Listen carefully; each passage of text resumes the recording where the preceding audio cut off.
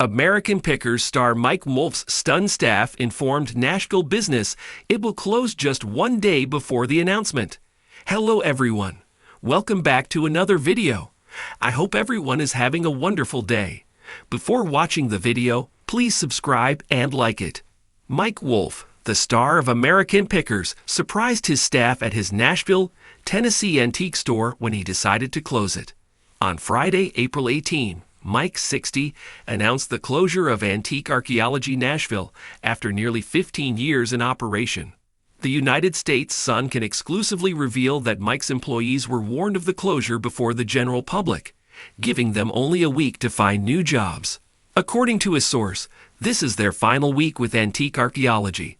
They discovered out a day before everyone else. According to the insider, the staff members were astonished and outraged by the news. Mike strives to be hands-on in every store he runs. He's attempting to consolidate a little bit so he can spend more time with his family, the insider said.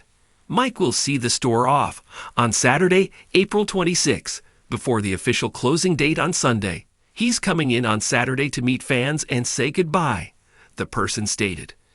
On the last day, he'll autograph items for buyers, photograph them, and do other things. We have headshots of him to autograph for admirers. A second insider stated that staff at the Iowa store were informed of the closure weeks before his announcement. Tough decision. Mike wrote in a lengthy piece on Friday, "Well, Nashville, it's time," signaling the end of an era. He went on, "After nearly 15 fantastic years, we've taken the difficult decision to close the doors of our antique archaeology store here in Music City. This site has meant everything to me. Not just the physical structure, but also the people, the community. Visitors from around the world shared their stories and reminded me why I started this quest. I'm very proud to be a part of this neighborhood, city, and chapter of my life. But occasionally, even when things are going well, you have to take a step back and ask yourself where your time is going and where your heart is leading you next." American Pickers Mike Wolfe admits the show will be on extended break for the first time in 15 years as he considers a career shift. "For me, that is family. It's slowing down, being grounded, and focusing on the new initiatives that are calling to my soul. I won't vanish. I will continue to pick, share, and sell both online and at our original store in LeClaire, Iowa. But I've learned over the years that it's easy to stretch yourself too thin. And balance is something we all seek in some form or another." He concluded, "This is not goodbye. It is simply a new pace. I'll be eternally thankful for every moment spent in that Nashville location, as well as to everyone who contributed to it becoming more than just a business. You made it home." Store trouble. Antique Archaeology Nashville closed because consumers complained about the high prices and quantity of merchandise compared to antiques. One admirer slammed Google reviews earlier this year, saying, "Huge letdown. I made a special excursion to visit there. Complete waste of time. There were very few items for sale, and what was available was overpriced. Do not waste your time." Another customer stated, "Waste of time. We loved the show and were excited to go, but it was a total waste of time. They have shot glasses, t-shirts, koozies, and store towels with their name on them, but not much more. There are very few antiques, and the ones that they do have are extremely pricey. $1,500 for a modest Quaker sign." A third person said, "The antique archaeology store left me unimpressed. There are many mass-produced souvenir items for sale, as well as a few antiquities on display. Would have been very disappointed if I had come up just for this," a fourth client said. "Was expecting an antique store, not an American Pickers gift shop. I expected more on the antiques and less self-promotion. More tourist traps. Overpriced and underwhelming," another commented. The U.S. Sun received exclusive photographs of the pricey things and merchandise-heavy store. In one photo, a Shell gas globe is being sold for a stunning $2,300. Another image shows a variety of antique archaeology and 2 Lanes t-shirts for sale, with prices ranging from $25 to $37. Antique archaeology bowls cost $16.99. Other images depict hats, shot glasses, mugs, coasters, beer glasses, magnets, and other items. The business has a Music City motif, with old microphones, guitars, and Elvis memorabilia exhibited throughout. Taking a step back, the closure comes after Mike announced his departure from American Pickers. In an interview with People, Mike stated that the show will be taking its longest break in 15 years. For 15 years, we have just been going and going and going, he told me. I think we're going to have at least 4 or 5 months off, so it's going to be good. Mike mentioned that their longest gap from filming had been a month around Christmas. The History Channel star admitted to rejecting a lot of stuff during the last 15 years because he felt overwhelmed. He described his time off as follows: American Pickers has been a part of my life for 20 years, so as I ease into it, I'm reflecting a lot, as do many people my age. That's why it's actually a celebration of my 60th birthday, and I'm going to do this. Do you want to do another show?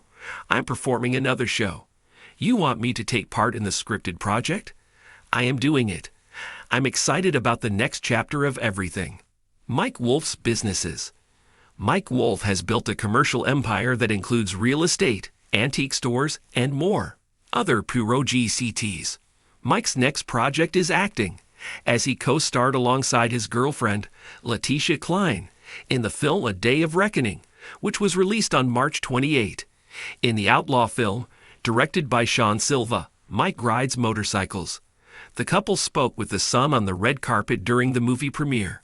When questioned about his motivation for playing Mark, Mike cited director Sean Silva as the main factor. He's a Nashville local. I live in Nashville. We've worked on a couple movies together, and he emailed me the script, saying, "Hey, this is a really small part, but I think you'd be great for it." So I'm saying yes to more things now. Do you understand what I mean?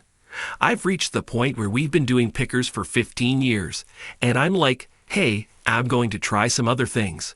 Mike will also present history's greatest picks, which he described to People as introducing a story and a piece.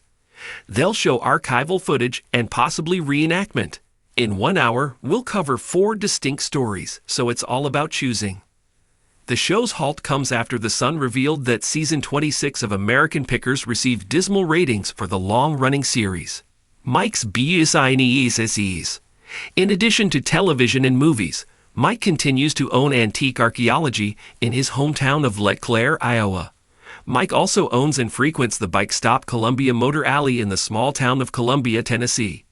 Mike's vacation rental Two Lanes Guest House, as well as his other companies, are located vacation rental, located in LeClaire, Iowa, just across the street from Antique Archaeology, will open in April after a months-long wait.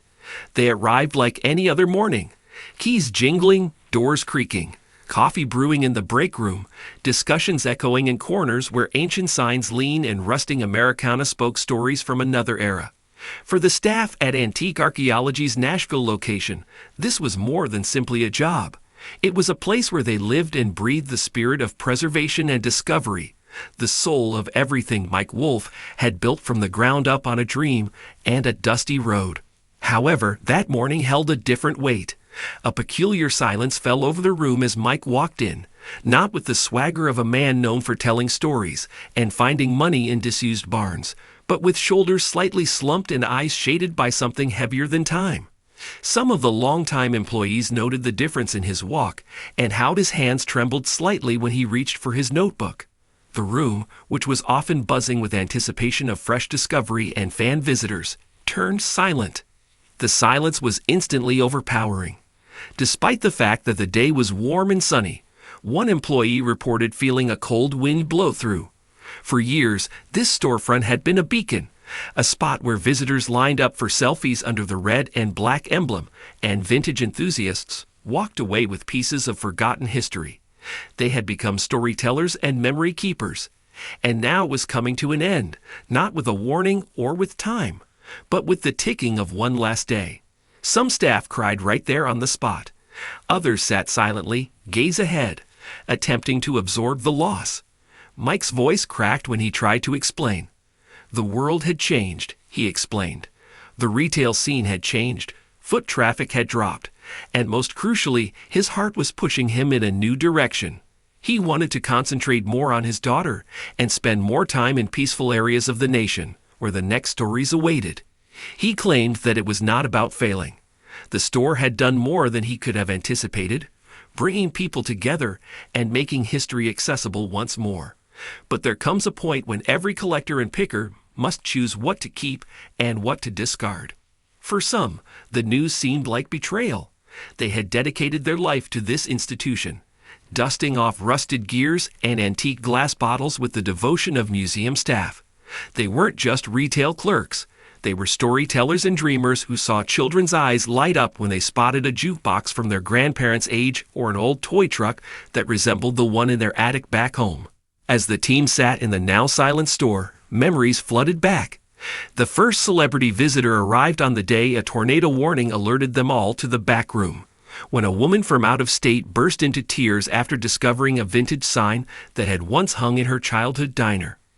Each individual there had a memory that characterized their time, and it was now coming to an end, not with a celebration or a countdown, but with a private gathering and the silent sound of hearts breaking. Behind the scenes, the choice was not taken lightly. Mike had been wrestling with it for months, if not years. He had taken delight in the Nashville store, a sibling to the original in LeClaire, Iowa, and a symbol of how popular the show had become. However, television had evolved, as had fame, and the antiques business was no longer what it once was. Online sales had increased, fan involvement had shifted to social media, and walk-in visits had begun to decline. Despite the show's the timing seemed cruel. To many employees, being informed moments before the public was a stomach punch. They hoped they had more time to say goodbye to regulars and prepare for the emotional weight of the announcement so that they could clean and close down with dignity rather than shock.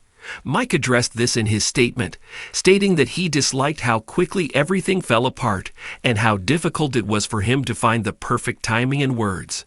The public announcement went live the following day as planned. Within hours, fans left comments filled with disbelief, sadness, and nostalgia. Some uploaded selfies taken at the business with Mike or Danielle, as well as posters they had purchased and displayed in their houses. Others begged the business to stay open, offering to start petitions or hold fundraisers just to keep the lights on. But the ruling was definitive. In the days that followed, Mike released a personal letter that echoed the tone of a guy mourning not only the loss of a business, but also a part of himself. He thanked the fans, workers, and the city of Nashville for welcoming a dusty little storefront filled with treasures of a bygone America. He discussed the future, hinted at fresh adventures, and reminded everyone that stories never end. They simply change venues. For the employees, the shutdown was about more than simply a facility. It referred to a manner of life. Some were already looking for new jobs, while others were considering taking a sabbatical. Many had built ties that seemed more like family than coworkers, and the prospect of parting ways felt like a divorce nobody expected. One employee who had been with the store since the beginning described the closure as losing a piece of themselves. Every item on the rack evoked a memory for each customer, a conversation they still recall. Walking away that last day seemed like abandoning a live, breathing entity they had helped create. The closing hours at the store were bittersweet. Fans flocked in one last time, and stores began to empty faster than expected, with customers taking selfies, hugging staff, and saying heartfelt goodbyes. A toddler pointed to an old motorcycle and asked if it would be on television. A woman held an old tin lunchbox, claiming it reminded her of her father. Laughter mixed with tears as stories were shared and memories were collected for the last time. Mike was quietly helping behind the store, posing for photos, signing goods, and hugging longtime fans.